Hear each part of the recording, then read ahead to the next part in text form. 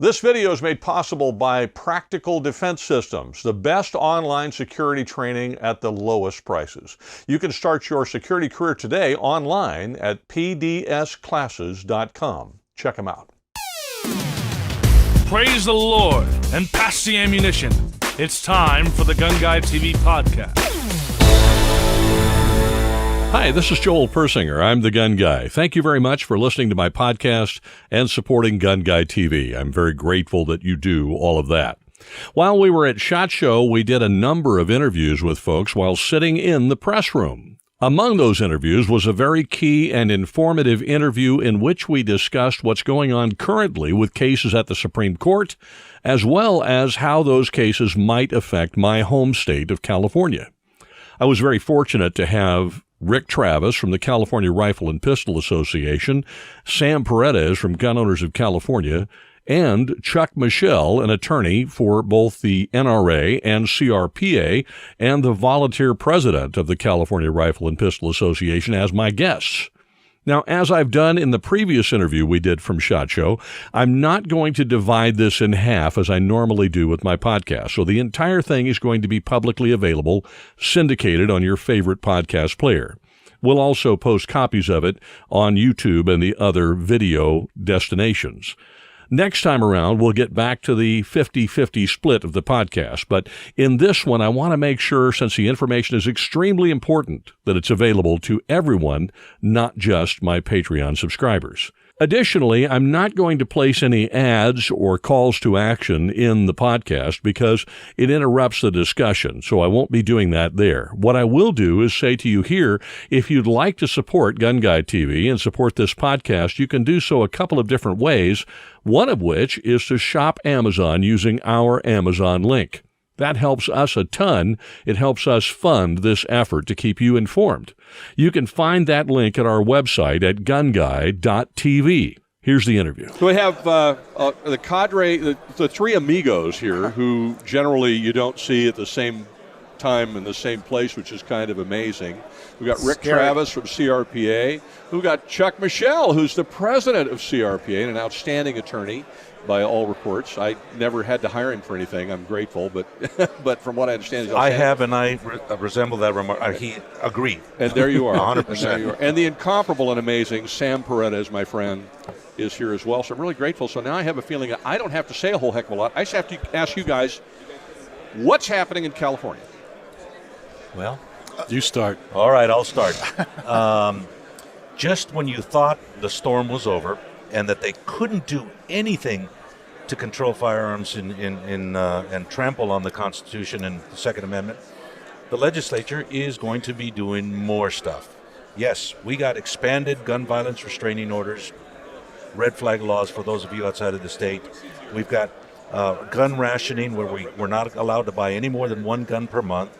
We've got adults who have served in our military and used all manner of spectacular weapons and firearms who come back to the state of California and might be married and have kids, but they're not quite 21 years of age. They don't have any Second Amendment rights in the state of California. They cannot purchase a firearm.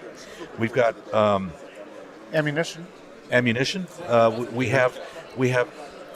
Get this, Joe. You and I have talked about this. 365,574 applications, background checks for the purchase of ammunition in a couple of months. Out of that, over 60,000 law-abiding Californians who have no criminal record have been denied their ability to exercise their Second Amendment right and buy ammunition. And out of that 345,574, 101 people have been identified that were ineligible to buy ammunition. So that's kind of like, shooting a fly with a nuclear bomb. And it's not like that 101 was felons even. There's 30 different ways that you can lose your right to possess firearms, and most of the time, a lot of those people don't even realize they've fallen into that category. Absolutely. So, isn't that? Oh, I'm sorry. Go ahead. You're doing the rundown. I know. I don't want to interrupt the rundown. No, well, the rundown is we've been run over. Yeah, and we're getting run over even more. Is there a case sitting with Judge Benitez right now on that whole ammo thing? And here comes Chuck. Okay, go. Yes, there is.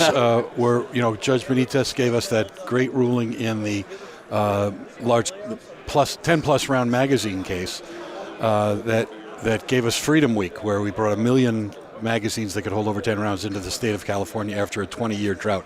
So obviously there was a little pent-up demand. Just a little.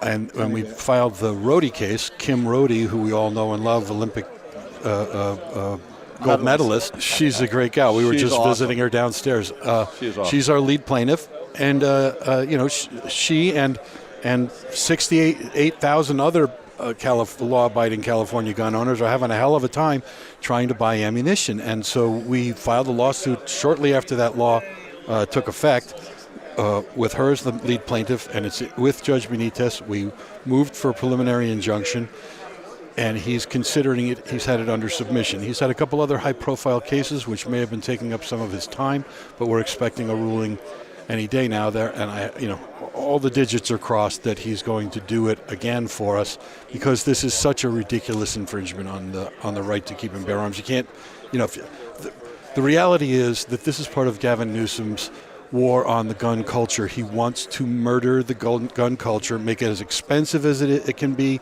make it as difficult as it can be, shut down ranges, shut down gun shows, shut down gun stores, any place where you can buy a gun or shoot a gun or learn about a gun. He doesn't want that place to exist because he wants to basically starve out anybody who might consider owning a gun, because he doesn't want them to realize how much fun shooting can be, or how much value a firearm has as a self-defense tool to defend yourself or your family. As soon as people forget that and they're taken out of the world where people talk about that, they lose interest, and that's exactly what Gavin Newsom's plan is.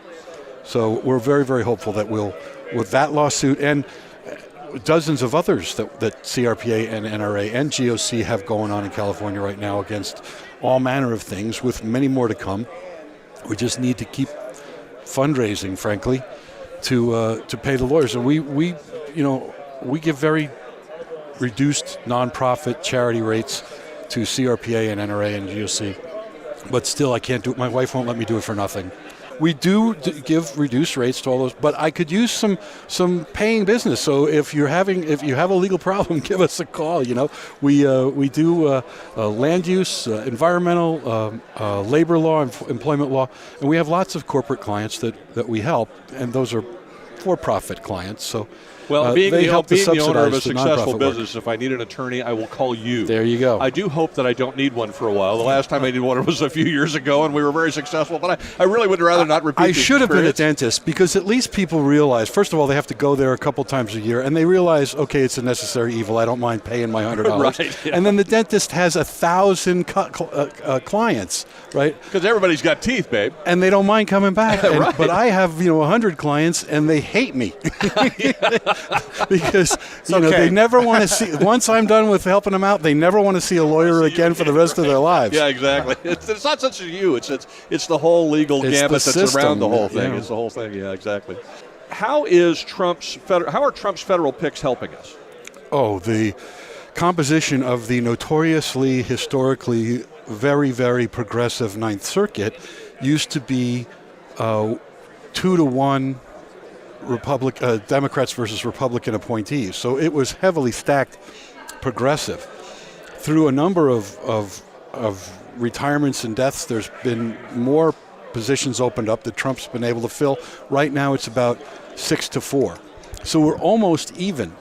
So that means when you first have that first oral argument in front of a 3-judge panel, you've got a good chance that you're going to at least have one Republican-appointed judge on that panel, and maybe 2, and if you have 2, you win.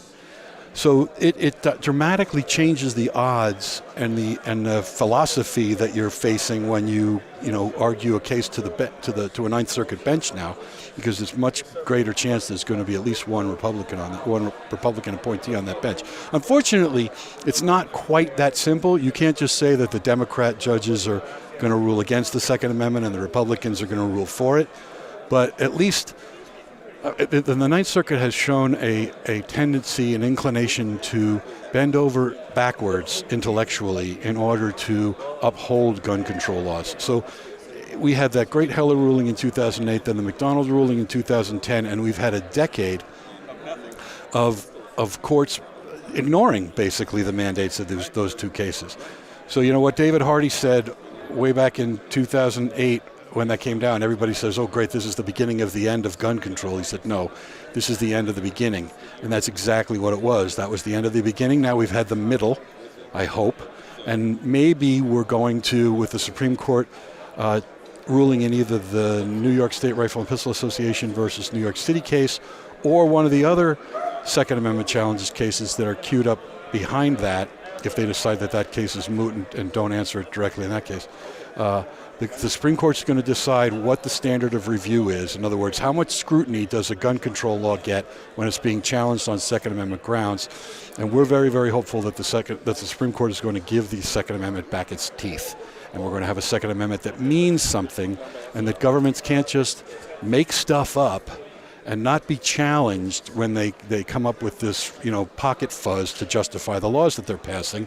They're going to have to actually prove that something that they're proposing to do works, and that it's set up so that it doesn't unnecessarily limit people's right to choose to own a gun to defend themselves or their family or for sport. You're listening to the GunGuyTV podcast. Please pay no attention to the man behind the curtain. I hear a lot about the New York case, and I've heard folks articulate that they don't. What happens, it's a doomsday scenario in their heads, that if the court decides not to opine on that case because they feel like it's moot, that we're stuck. But obviously there are other cases stacked up behind that one. Can you talk about that a little bit? Sure. The Supreme Court, about 90% of the cases that the Supreme Court is asked to review are simply rejected by a two-line letter that says cert denied, and that's the end of that. So all the money that it costs $7,000 just to print the briefs to get the Supreme Court to read. You have to go to a professional printer. But so all these people and cases try, and 90% of them are rejected. Some are, and then the court has conferences, internal, sitting around a table like this, deciding whether or not they're going to take a case or not. It takes 4 votes to take a case, 5 votes to win a case. But they can also, rather than just granting cert flat out, they can hold a case. And so they've got about a half a dozen Second Amendment cases on hold where they haven't issued a ruling whether or not they're going to grant cert and review or not. They're just in a holding pattern, so that if this New York City case is not ruled on the substantive underlying Second Amendment issue, it's held to be moot and basically thrown out because it's the statute doesn't exist anymore. Then they'll go to one of those other cases that's been on hold and have to decide whether or not to take one of those. So there's about 4 of those. There's 2 licensed public carry cases. There's a California handgun roster case, and I don't remember the other 2, but there's several other different kinds. Like there's a black rifle case. Mm-hmm. So there's a selection for the Supreme Court to choose from. Has it been normal for the court to have this number of Second Amendment cases on hold? No. Yeah. No. Is there an anecdotal inference that we can draw, or intention, inference that we could draw with regard to intention? Unfortunately, it's not just that they're holding them in case they don't do the New York case. They could be holding them because, and there's a number of other cases, by the way, across the country, and especially in the Ninth Circuit, that are stayed waiting for that Supreme Court ruling. So it could just be that the Supreme Court is holding them because, depending on what it does in the New York case, which everybody expects will be positive for us, but in the normal course of things, if it wasn't a Second Amendment case, but there was some case that's going to affect a bunch of other cases, they would hold those cases until they ruled on whatever the case was that's going to set the precedent. I see. Okay, so we can't necessarily draw an inference with regard to the court's intention by the fact that they're holding those cases. One thing that I've learned from being a friend and a colleague and a client of Chuck's is that the mysteries of what happens in the Supreme Court are epic. We don't know everything that goes on. Drawing inferences, your hopes are often dashed, but you can take a look that they've had the opportunity to reject all of these other cases, but they've opened dockets, and when they open a docket, that means they open a file for that. It's in the process, and they're waiting to check. I mean, the justices on the 9th, we've got the Young case out of Hawaii on open carry and concealed carry. We've got a multitude of cases that Michel and Associates have brought, CRPA and with the support of gun owners have brought, and they're holding on all of those cases, which they could have dealt with a long time ago, to wait to see what happens here. The importance for us, as Chuck points out, in deciding on the level of scrutiny is monumental. It really, truly is. And the reason that we are so hopeful, first of all, California Rifle and Pistol Association and Gun Owners of California, we wrote a joint brief and submitted it to the Supreme Court that asked the court not to deal with the issue of so much of the public transportation of firearms in the city, but we were asking the court to take a look at the fact that many courts throughout the country have basically flipped the middle finger to the Supreme Court and have refused to follow the directive that Justice Scalia said and gave in Heller versus Washington, D.C., where he said judges should refrain from using judicial balancing tests in order when deciding Second Amendment cases. Because they're inherently biased. That's right. And he said text, history, and tradition of the meaning of the words at the founding is should be the only guide. And what does that mean? That means that our founding fathers... Let me make sure I understand it. I'm probably interrupting you. You're about to explain okay. it.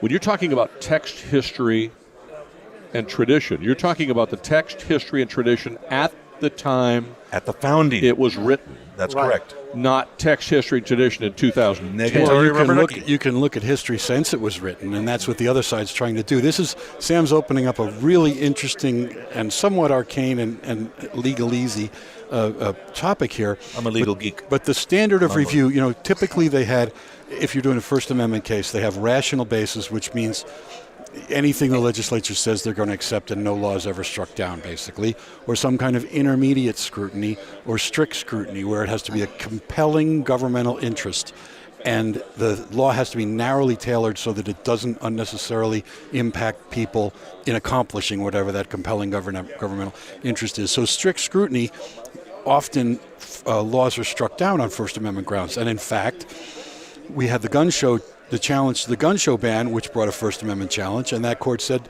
this is political speech. We're going to apply a strict scrutiny. The gun show ban falls.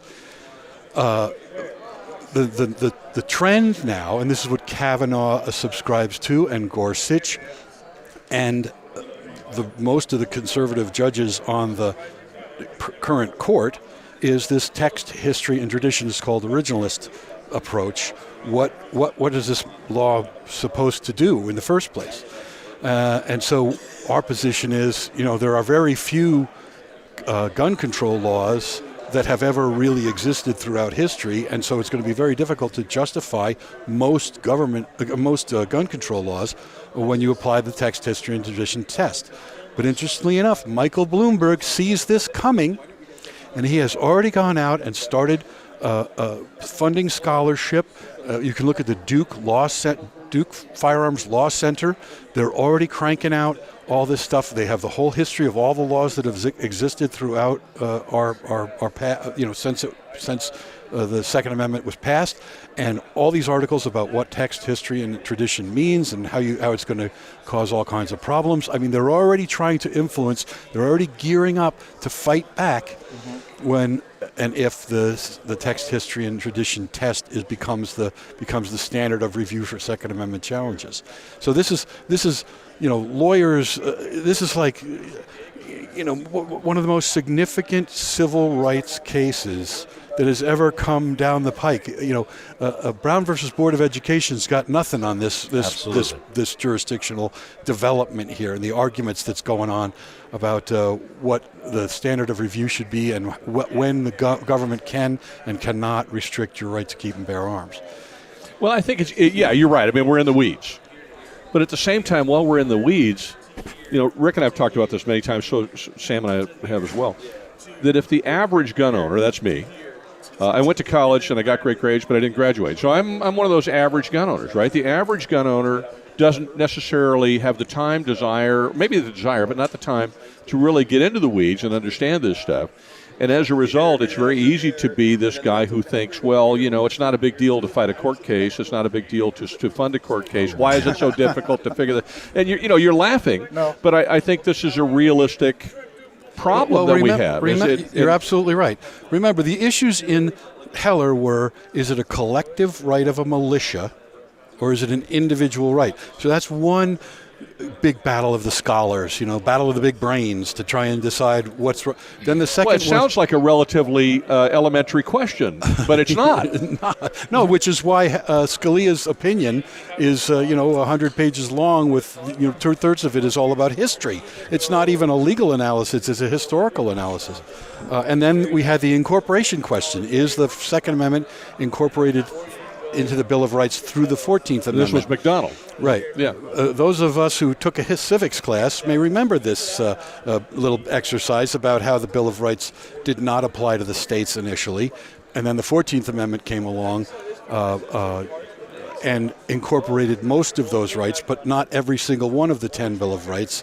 So it was selective incorporation, it was called, and so then you had to have a test on whether or not the Second Amendment was also incorporated against the state and local governments, which McDonald said it was. Everybody knew after that decision came down, the next question is going to be what's the standard of review. Even though it was addressed in part in Heller, and some of the watered-down tests were expressly shut down in Heller. Which, by the way, they're still using all over the place. They still use them everywhere. Right. Shut down That's my what eye. They still change using a few words around, call it something different. Call it something else. Right. And that's exactly what it is. Rose by any other name, right? Shooting straight and always right on target. This is the GunGuyTV podcast.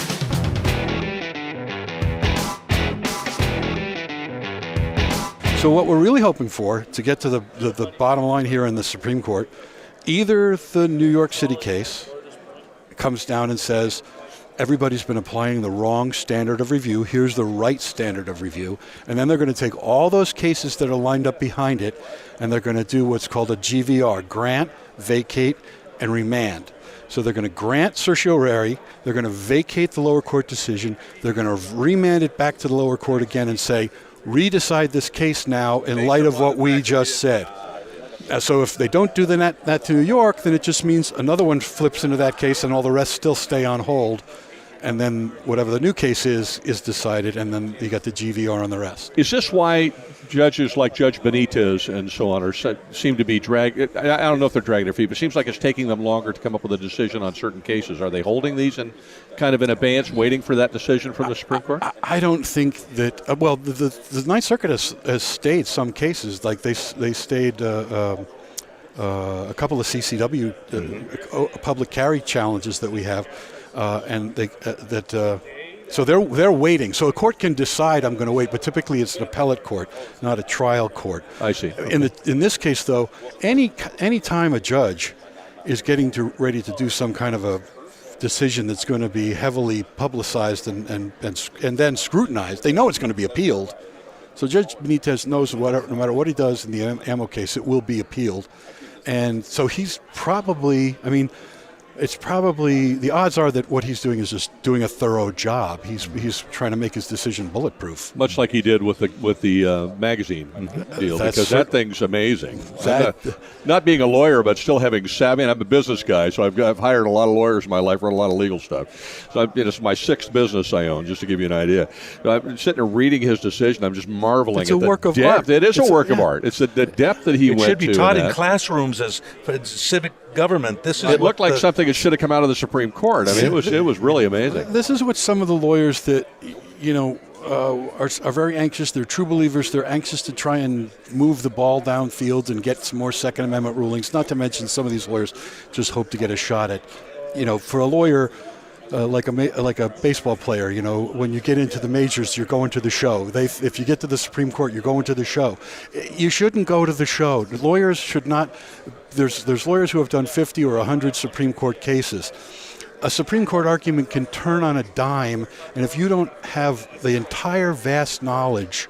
That's why we use Paul Clement. He knows every he does Supreme Court litigation all the time. He knows constitutional law backwards and forwards. When they take a Second Amendment case and start arguing about some Fourth Amendment precedent and seeing what it means, not many lawyers have all those cases in their heads. And most lawyers, frankly, are not great writers.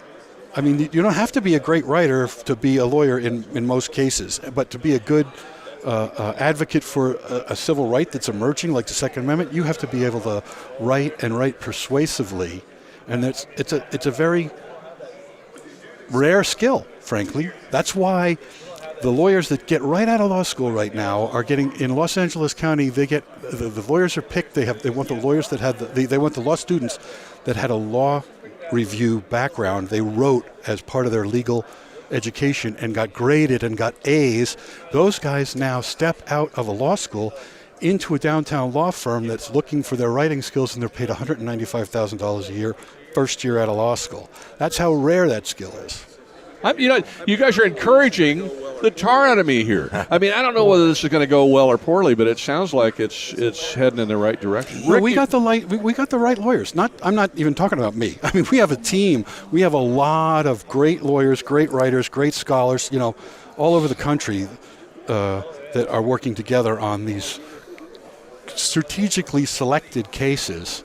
And, so we've maximized the chances. There's no such thing as a gimme, but we've maximized the chances that we're going to win. Now, you just brought up something that becomes a bugaboo for a lot of people because, again, a lot of folks don't know the inside baseball aspect of it.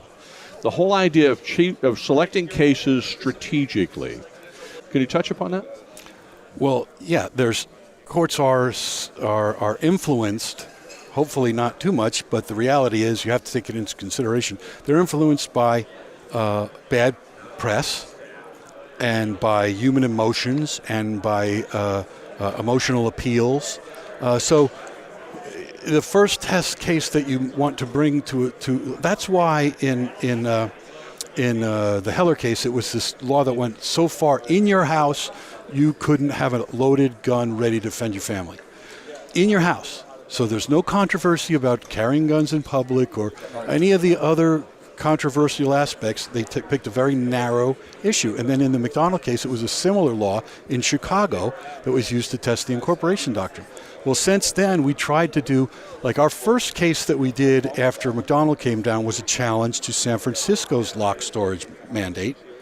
And the Ninth Circuit, as we all have recounted, bent over backwards and distinguished it. And unfortunately, the Supreme Court didn't take that case, even though a couple judges, Thomas and I can't remember who the other one was. Thomas wanted that case. He wanted to take that case. Yeah, and he's wanted to take a number of cases since then. But there's done something I've seen very rarely in the court, and that is opined in a written dissent. Yeah, those are very rare, and we got one of those on Peruta too. Yeah, that tells you the Supreme Court is looking; they're paying attention. But we don't think they had the 5 votes. They didn't have Kennedy because Kennedy sees all the coverage of people getting hurt or killed by crazy people misusing firearms. That's the kind of thing, and especially when they try and condemn, black rifles, semi-autos, that's a tougher case to take than a case where, somebody wants to be able to carry a handgun in public so that they can defend themselves. So you got to try and, first of all, strategically that way, but there's more just on the topic, but then there's so much more to it. There's the judge, the judges, what district you're in. I wish we had some really bad gun laws in Texas. Yes, absolutely. I'm right there with you, but we don't. How much harm does it do if we're not strategic about the cases that we take? Oh, it can make terrible precedent. And this is what really scares me the most, to tell you the truth. When the Supreme Court does set the record straight and set the standard of proof where it ought to be, I'm afraid there's going to be a rush, like there was right after Heller, where lawyers who can't write that persuasively, who don't have the resources, it's not just skill, you have to have access to all kinds of resources, not the least of which is money. You have to have human resources and experts. But the folks that don't have that are going to think, as the lawyers did right after Heller, that they can file a complaint and staple the Heller decision to the complaint and mail it into the court and they win. That's never going to happen. It hasn't happened in any other, the evolution of First Amendment jurisprudence. No other area of law has changed instantly overnight, 180 degrees. It may change 90 or a little more degrees, but you still have to fight for the rest of that. And so my fear is I think we're on the verge of this Second Amendment renaissance, where the Second Amendment will mean something. But Yeah, then but we don't want to screw it up. we could screw it up because if you don't do it right, you get bad precedent. You give a hostile judge an excuse and a hook to try and hang a bad opinion on, and that becomes precedent. The opinions expressed by the gun guy are always right, unless they're wrong. Rick, you are the quiet. I've known you for years. I've never seen you that quiet in my life. No, he's right, and this is what we've talked about before. It's the coordination that we have to have, and that's why there's so many groups like GOC, the NRA, CRPA that work together on this, because we care. We're not focused just on our group. We care about the Second Amendment, the Constitution, people's freedoms. We're not focused, like in California, just on 39.5 million people. Sam and I talk about this. We're focused on every American, both here in the United States and are serving us abroad. We're fighting for their rights. And that's why we're very meticulous, very careful. It's why we don't have knee-jerk mob reactions. A lot of times when you've called me and told me, like you do with Sam, hey, all these people are pounding me these questions, we're like, not yet. Because we're looking at that moment to figure out what the best pathway is. And we're not going to have that knee-jerk reaction. There's plenty of people in our community that do.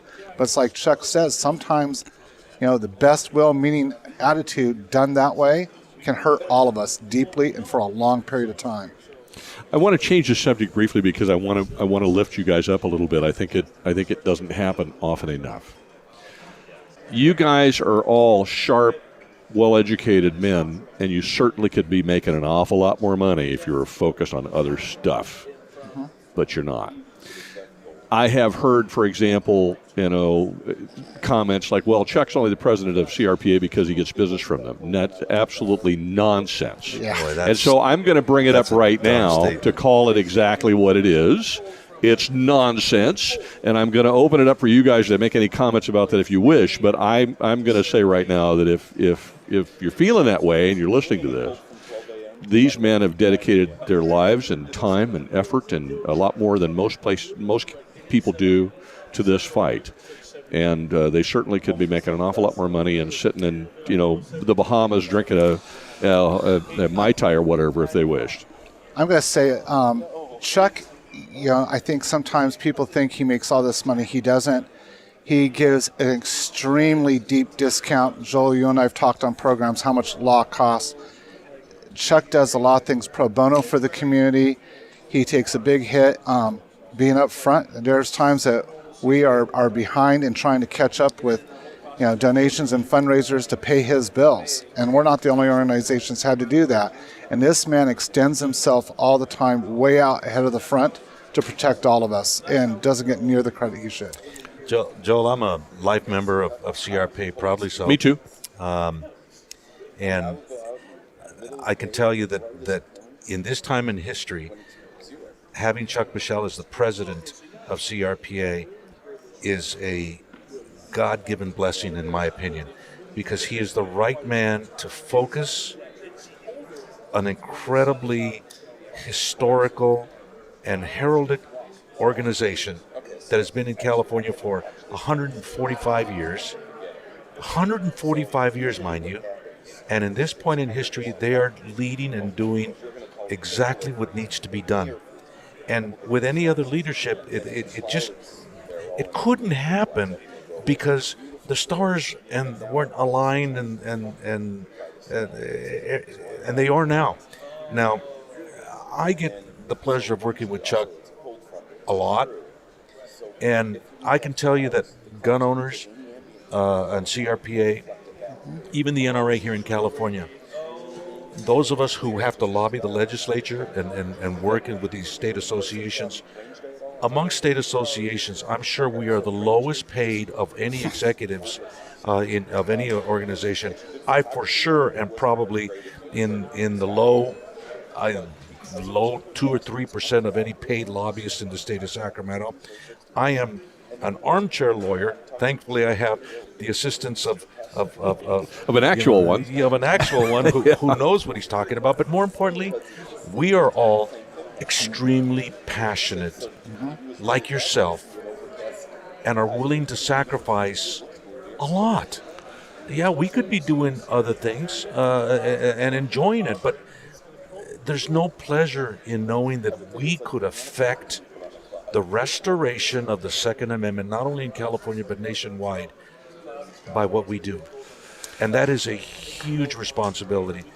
Senator Richardson, our founder and chairman, passed away last week. Yeah, I know he did. I'm sorry to hear that. And he's no more pain, no more sorrow, no more.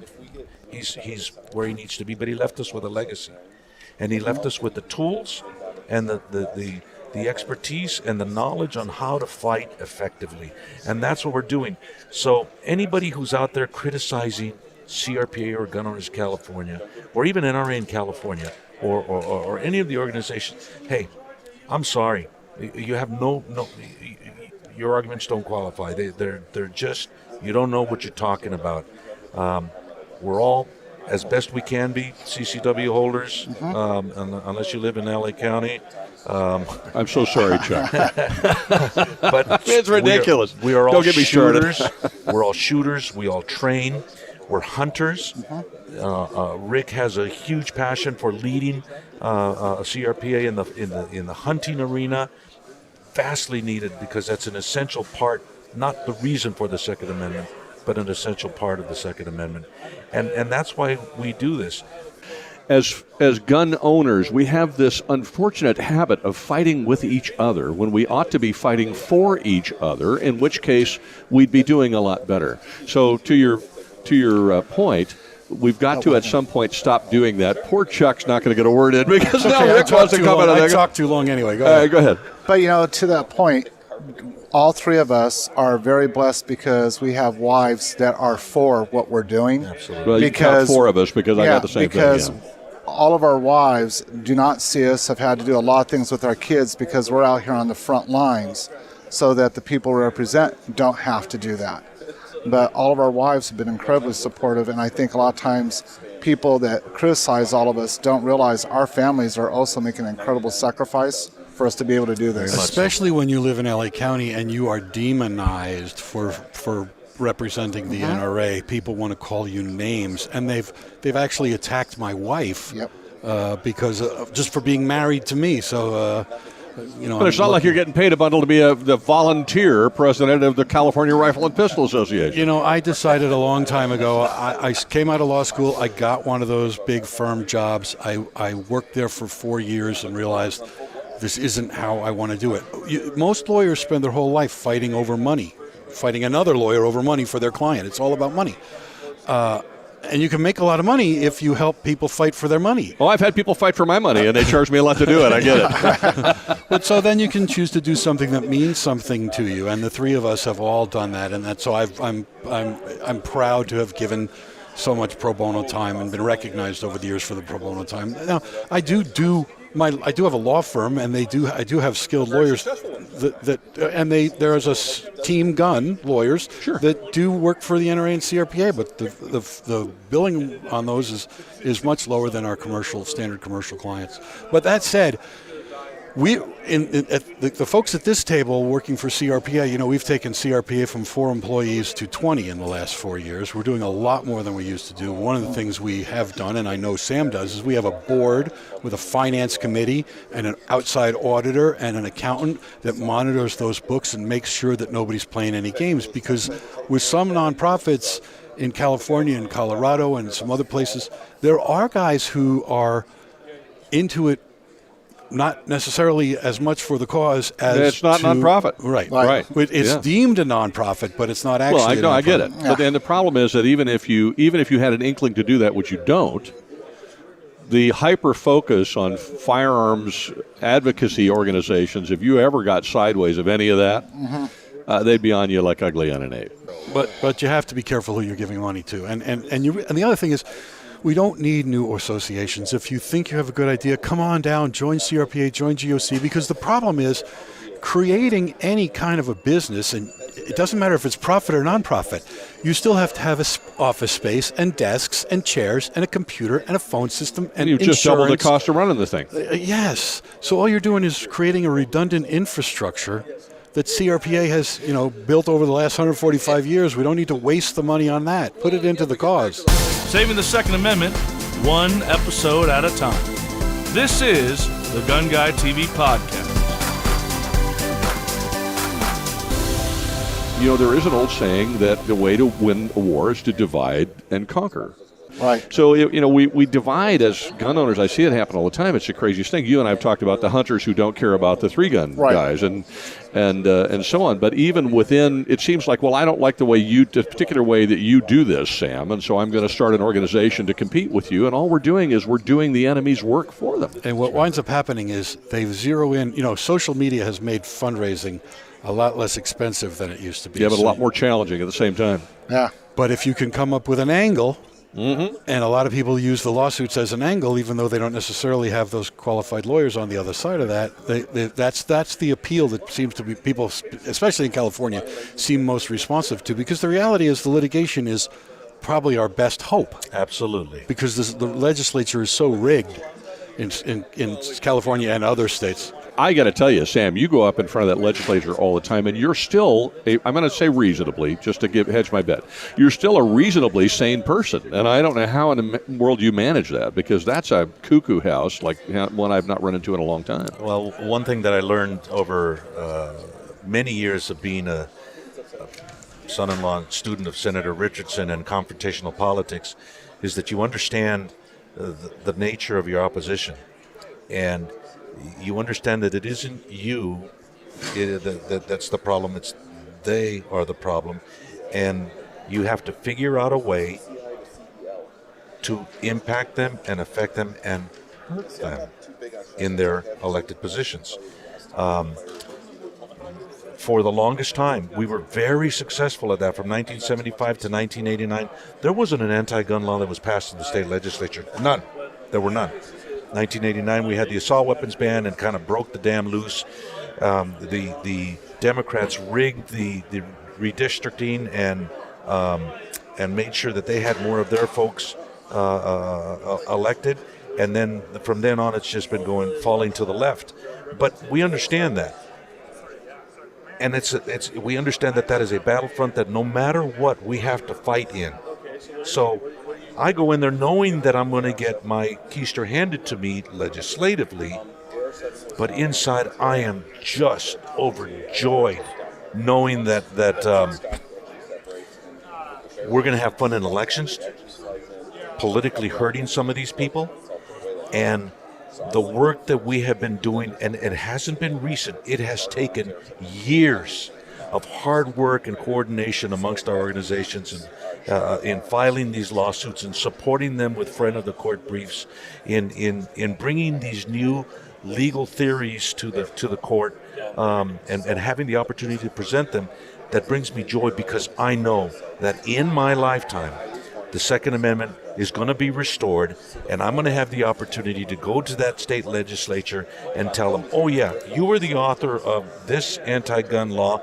We are going to, in the vernacular of the legislature, we're going to tombstone this law that has now been declared unconstitutional and wiped off the books as your law. And we are going to go and let Californians know that their rights have been restored, that a small remnant of people who've supported our organizations with their money, with their volunteer time and activities and prayers has come to fruition. We have what I know that is a part of our future. So I don't have any problem when Senator Nancy Skinner looks at me with disdain and calls us horrible things from the dais of the state senate, or members on the assembly call us despicable and murderers. That's our fault that things happen in gay bars in Florida and shootings in other places. That just kind of rolls off our backs, because we know what they are, and we are not like them, and we know we're going to win. And when you know you're going to win, you can go into a nasty storm and come out thinking, that's okay. Anything you guys want to close on? Any last things you want to talk about? The folks that were opposing the gun show at the Del Mar Fairgrounds actually got up there and said they don't want to allow gun shows because young men and women, girls, go to gun shows and are exposed P2K, you name it, you guessed it. Toxic masculinity. Okay. So in closing, I just say, I can't wait for the day when the gun law book that I write, which is now 600 pages long, is about 10 pages long. I'm waiting for 5 myself. Yeah. But I'd also point out that if that happens, because the Supreme Court goes our way, folks need to remember, we've got GOC, CRPA, I'm CRPA, I'm also NRA. NRA getting Donald Trump elected president was huge. It's why we have a Supreme Court that's poised to give us a favorable ruling on the Second Amendment, because Hillary Clinton thought that the Heller case was about keeping guns out of kids' hands. That's how she characterized it. So, it's also why we have the 170 some odd now conservative federal judges we didn't have before. That's right. And growing, because Mitch McConnell, whom I've disagreed with on a number of things, has been brilliant about shoving those through at a rapid pace. Anything else you wanted to add, Sam? I can't tell you, and I get goosebumps. What an honor and a pleasure. We have folks who go off and fight wars in foreign and exotic places to protect America, to protect the Constitution, to protect our freedoms and liberties. And we are fighting a war here. And I consider Chuck and Rick, we are fighting not with each other or for each other, but alongside each other. There you go. And we are making a difference. And I want to encourage and invite everybody who's out there to be a part of it. Give us the resources we need to push across the goal line. And then once we've done that, we're going shooting. Right. Yeah. We're going shooting. No, we're going hunting, and I'm going with you. There you are. I want to have something. I want to have something I can eat afterwards that we're shooting at. Joe, let me finish with this. Yeah. It is an honor and a pleasure to be working alongside these guys, and we coordinate, and we will coordinate all the way to the end. But you don't know how much joy and pleasure and honor I get from working with you, because you have a voice. That's part of confrontational politics. We all have a role that we are good at and we're experts at, and when we try to get outside of that role, we usually fail or distract on what we are capable and able to do. You have a voice that's golden. You have a listenership that's willing to listen, and you have the passion and the desire to give them the truth. You are an essential part of the team of what we do, and without you, we would be diminished. So thank you. That's very nice. You're an influencer. That's what they call that in social media parlance these days. Oh, is that what they call that? Yeah. And we appreciate you. Oh, well, getting the word out is half the battle. If people know what's going on, they can take part in helping us stuff. So, Rick, you got the last word, brother. No, it's, again, I'll echo what Sam said. It's always a pleasure to come on the show with you, because you really make it feel that we're one team, and I want to compliment you on that. Thank you very much. Well, as far as I'm concerned, we are.